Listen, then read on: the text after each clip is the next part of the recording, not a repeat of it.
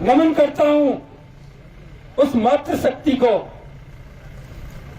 जिन्होंने हमें जन्म दिया और इस लायक बनाया कि आज हम किसानों और युवाओं की आवाज को उठा रहे हैं। मैं नमन करता हूं उन किसानों को जिनकी बदौलत आज पूरा देश अपनी भूख मिटाने का काम करता है। मैं नमन करता हूं उन युवाओं को जिनके कारण यह देश चलने का काम कर रहा है। लेकिन दुर्भाग्य की बात है, जय जवान जय किसान, इस नारे को लगाने वाले व्यक्ति को आज धूमिल कर दिया गया है। आज की मौजूदा प्रशासन ने इस नारे को इतना धूमिल कर दिया है कि जिस दौरान जय किसान जय जवान का नारा लगा था, वो इसलिए लगा था कि किसानों की कोई तो पीड़ा सुनेगा, कोई तो युवाओं की पीड़ा को सुनेगा। लेकिन भूमि अधिग्रहण के नाम पर इस कोटड़ा पंचायत के साथ साथ देवगांव, चौडानी, खेसुआ की ढाणी, खेतवा की ढाणी, इन सब में जो नंगा नाच किया गया है प्रशासन के द्वारा, उनका पुरजोर तरीके से विरोध करते हैं। मैं विरोध करना चाहूंगा इन पूंजीपतियों का जिन्होंने सरकार से खनन का पट्टा लेकर इन किसानों के घर को रौंदने का काम किया। इन माताओं को इनकी जो इज्जत है उनके साथ में बाल पकड़कर जिस प्रकार खींचा गया, इनकी इज्जत को इस सारे समाज के सामने रौंदने का काम किया गया। और यहां का प्रशासन, पुलिस प्रशासन जो आज सुबह यहां हम धरना कर रहे थे तो हमें डराने का काम कर रहे थे कि हम मुकदमा लगा देंगे। अरे मुकदमा तो उस समय लगाना चाहिए था जब हमारी माता को घसीटते हुए आप यहां से लेकर जा रहे थे। लेकिन आप इन पूंजीपतियों की दलाली में फंस गए हो। मैं बात करना चाहूंगा भूमि अधिग्रहण की, क्योंकि हमारे किसानों को और युवाओं को समझने की जरूरत है। अगर भूमि अधिग्रहण में कोई जमीन ली जाती है तो वहां के किसानों को और वहां के युवाओं को देखते हुए वो बिल पास किया जाता है। और मैं याद दिलाना चाहूंगा तत्कालीन 2013 का भूमि अधिग्रहण नियम कि जब भी किसी को किसान को उसकी जमीन से बेदखल किया जाएगा तो उसको टेबल पर बिठा के संतुष्ट किया जाएगा और उसको उचित मुआवजा दिया जाएगा। और सबसे बड़ी दुर्भाग्य की बात तो ये होती है, मैं उस कलेक्टर साहब पे भी आरोप लगाना चाहूंगा, क्योंकि भूमि अधिग्रहण के अध्यक्ष कौन होते हैं? कलेक्टर महोदय होते हैं। लेकिन उन्होंने इन कंपनियों की दलालियां कर ली और वो चुपचाप बैठ गए और अपने छोटे मोटे अधिकारियों को, एसडीएम को, एडीएम को भेज देते हैं और इन किसानों के घरों पर बुलडोजर चलाने का काम करते हैं। मैं याद दिलाना चाहूंगा यहाँ तमाम किसानों को कि भूमि अधिग्रहण में जब आपकी जमीन ली जाएगी तो ये सरकार ने नियम बनाया है कि जो आपकी जमीन की आज मौजूदा वैल्यू है, ग्रामीण क्षेत्र में अगर भूमि अधिग्रहण किया जाता है तो जो सरकारी वैल्यू है उसका 4 गुना मुआवजा कौन देगी? जो कंपनी स्थापित होगी। वो सरकार ने ये नियम बना रखा है। और यही अधिग्रहण अगर शहरी क्षेत्र में किया जाएगा तो 2 गुना वहां की जो मौजूदा रेट है उससे 2 गुना मुआवजा दिया जाएगा। क्या कभी किसी नेता ने आकर ये बात की आपके साथ में कि किसानों को 4 गुना मुआवजा मिलना चाहिए? क्या किसी कलेक्टर ने बात की कि आपको 4 गुना मुआवजा हम दिलाएंगे? अरे कलेक्टर खाद्य क्या किसी एसडीएम ने बात की कि कलेक्टर आपको 4 गुना मुआवजा हम दिलाएंगे? अरे हमारे ऊपर इन पुलिस का बाहुबल दिखाने वाले नेताओं, मैं खुला चैलेंज करना चाहूंगा, कितने मुकदमे लगाने हैं और कितनी लाठियां बरसानी है। हम किसान के बेटे हैं और युवा हैं, और युवा जब जब बोलते हैं सिंहासन को हिलाने का काम करता है। इसलिए मैं कहना चाहूंगा इन सीमेंट फैक्ट्रियों को, और जो ये सीमेंट फैक्ट्री के जो अधिकारी बड़े घूम रहे हैं, जिन्होंने ये बिचौलिए बना लिए हैं, 2-3 बिचौलिए, इस मंच से कहना चाहूंगा, एक बिचौलिया तो जिसको हमने नवलगढ़ का राजा बना दिया वो है, और एक बिचौलिया यहाँ का जिला कलेक्टर है, और तीसरा बिचौलिया नवलगढ़ का प्रशासन बन चुका। 50,000 रुपए लेके यहाँ चारों तरफ गाड़ियां खड़े कर देते हैं और युवाओं पे और किसानों पे लाठियां बरसाते हो। शर्म आनी चाहिए आपको। अगर किसी किसान या किसी आम नागरिक के घर पर छोटी सी घटना हो जाती है तो वहां पर पहुंचने में 2 से 3 घंटा लगाते हैं और यहाँ हमारा टाइम था 11:15 बजे का और ये यहाँ पर 10 बजे हमसे पहले पहुंच गए। अरे शर्म करो प्रशासन और पुलिस प्रशासन। मैं आपको चेताना चाहूंगा, हमने आपको जवान की श्रेणी में माना है और हम आपकी इज्जत करते हैं, लेकिन जब बात आएगी किसान और युवा की तो आपसे लाठियां खाने के लिए तैयार नहीं है, लाठियां मारने के लिए तैयार है। श्री सीमेंट कंपनी वालों कान खोल कर सुन लो, हम जिस मुद्दे के अंदर चलते हैं उस मुद्दे का अनुभव और उस मुद्दे में क्या क्या कमियां हैं वो सारी लेकर चलते हैं। और आपने जो यहाँ नवलगढ़ में भूमि अधिग्रहण के नाम पर जो नंगा नाच किया है उसको हम एक एक परत के साथ में खोलने का काम करेंगे और उन दलालों का भी किस तरीके से इस कंपनी के अंदर मैनेजमेंट है उसको खोलने का काम भी ये श्री सीमेंट संघर्ष समिति के तमाम योद्धा करेंगे और तमाम किसान करेंगे। अब मैं बात करना चाहूंगा युवाओं की।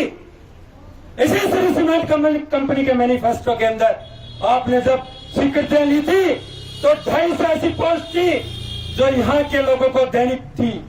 250 कौन सी पोस्ट है मेरे किसानों, मेरे युवाओं, सुनना जरा गौर से। 250 ऐसी पोस्ट है जो वीआईपी पोस्टों में काउंट होती है और वो सरकार ने नियम बनाया है कि आपको 250 व्यक्ति वहां के लोकल को लेना होगा।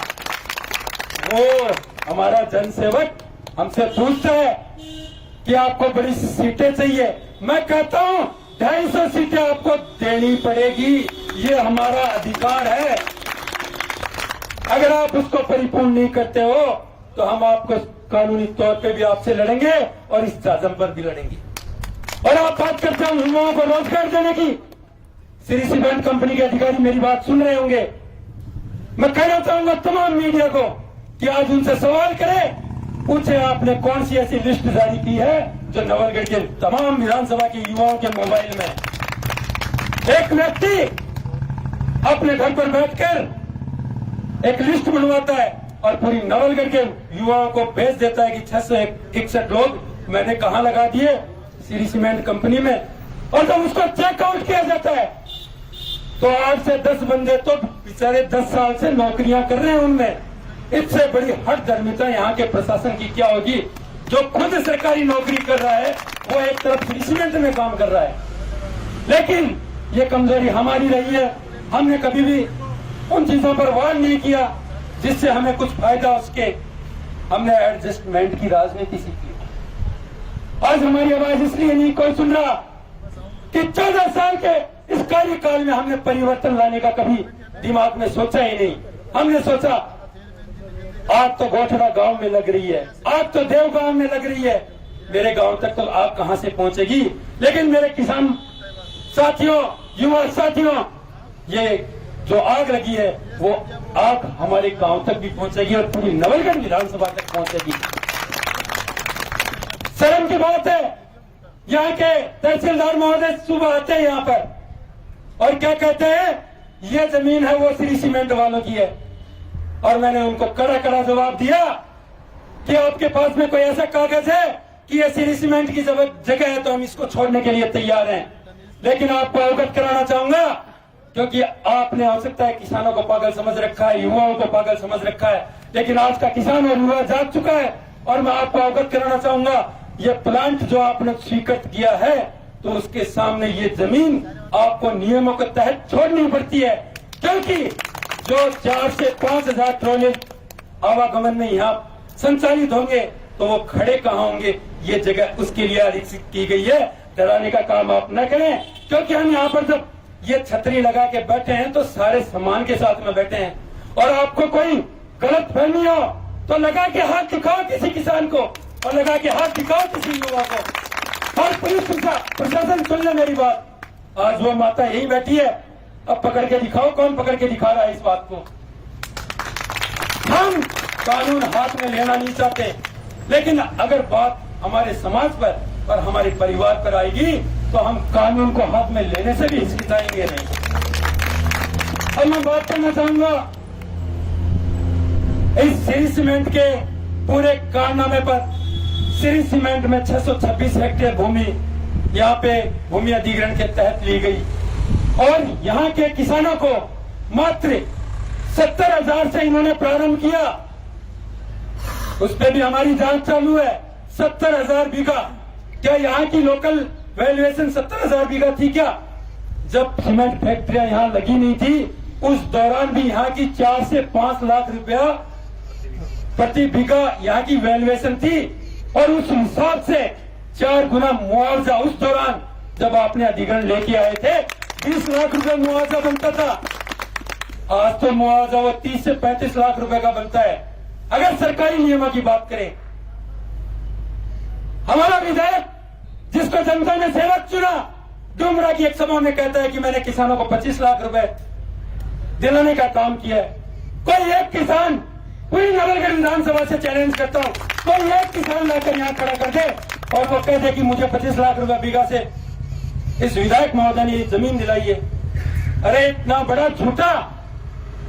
शायद मैं तो ये कहना चाहूंगा कि झूठ बोलने का अवार्ड हमारे माननीय महोदय को मिलना चाहिए, विधायक महोदय को मिलना चाहिए। किस प्रकार नवलगढ़ की जनता को 100% झूठ भी इतने प्यार से बोलकर जाते हैं और तालियां बजवा कर चले जाते हैं। यह हमारी कमजोरी है। हमने सोचा नहीं, हमने कभी यह नहीं सोचा कि परिवर्तन होना चाहिए। और ये अधिग्रहण किसानों पे नहीं हो रहा है, इस नवलगढ़ की जनता पे हो रहा है। आने वाले समय में 4 फैक्ट्रियां जब यहाँ संचालित की जाएंगी उस दौरान प्रदूषण इतना हो जाएगा। और हमारे भाई ने एक बीमारी का नाम बताया आपको, उस बीमारी का नाम लेना भी अच्छा है क्योंकि उसकी जब हम जांच करवाने जाएंगे तो हमें पता चलेगा कि हमारे पास में तो इतना पैसा ही नहीं है। हमें 1 बीघा जमीन बेचने के बाद में भी उस बीमारी से इलाज नहीं मिलेगा। और उसको लेकर राजस्थान सरकार भी सचेत है, लेकिन राजस्थान सरकार के नीचे